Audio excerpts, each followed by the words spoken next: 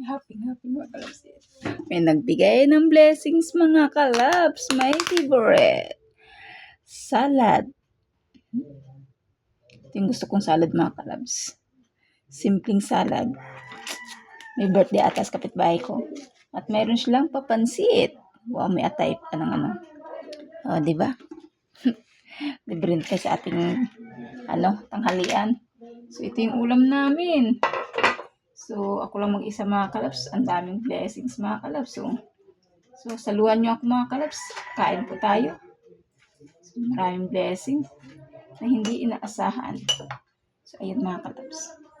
Pansit. Galing sa ating kapitbahay.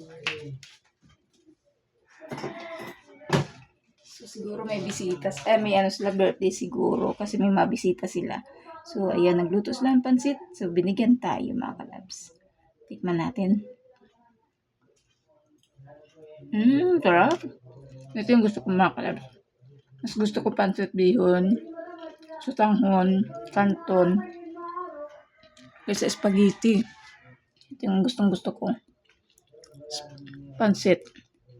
Kaysa spaghetti. Spaghetti kasi tikim-tikim na ako doon. Ito yung pinakagusto ko. Tapos ito, ang salad. Ito yung gusto ko rin mga kalabs. Isang beses gumawa kami yan eh.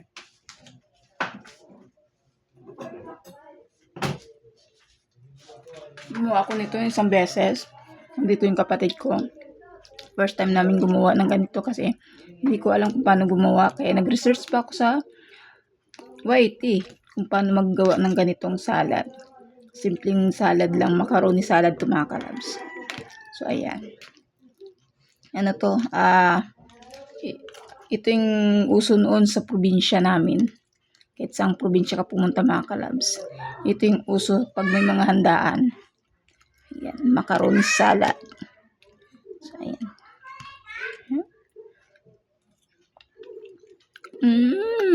Sarap talaga mga kalabs.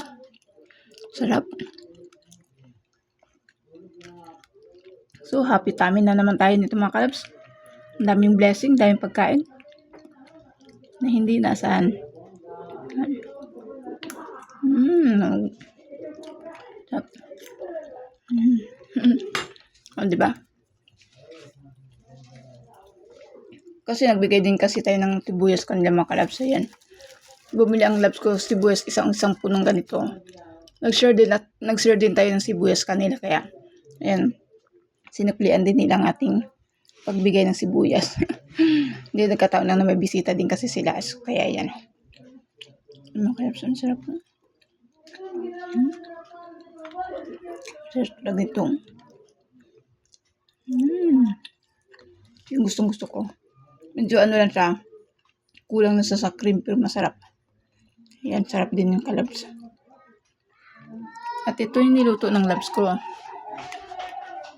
Caldereta. Niluto ng labs, caldereta. Yun. Dami na tayong pagpapala mga kalabs. Tayo lang kakain ito. Ang dami. So, ito, merienda na rin namin ito mamaya ng labs ko. Pag-uwi ng labs ko sa hapon, merienda na rin ito. Partneran na lang natin ang tinapay.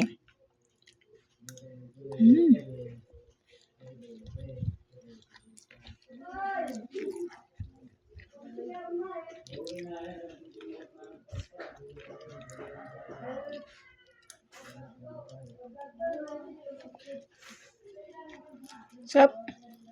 Atay ng baboy at atin. Sarap. Ang sarap talaga pagbigay. Di ba mga kalab? Dami?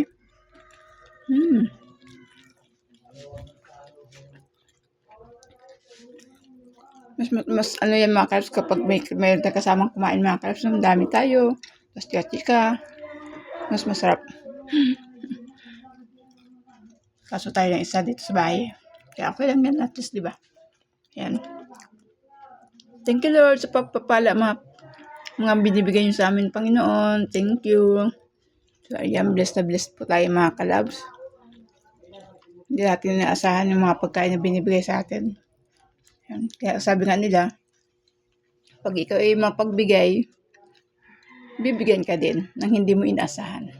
Kaya yan, sibuyas, binigay natin. Mura lang ngayon sibuyas mga kalabs, no? Sobrang mura na sibuyas kasi ito, mga 5 kilo at laman nito is 6. Nabili ng labs ko, nasa 230 sibuyas. Grabe. Ang ganda, ang lalaki pa, ang ganda. Kaya sabi ko, ang dami. Kaya ang ginawa ko, namimigay lang ako dito. Pinamigay ko mga ibang sibuyas.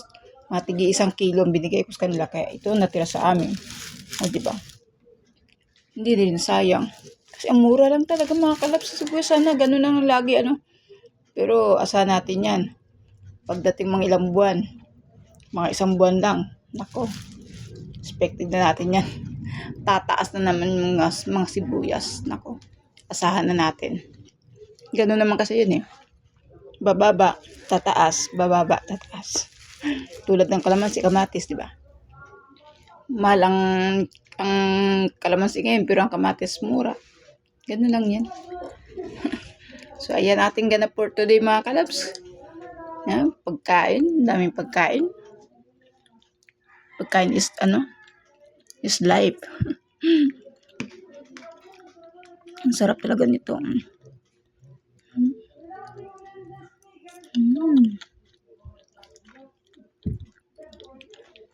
Sabi ko magluluto ako nito pang pang merinda. Snack. Ano ka? Sarap. Thank you for watching mga kalabs.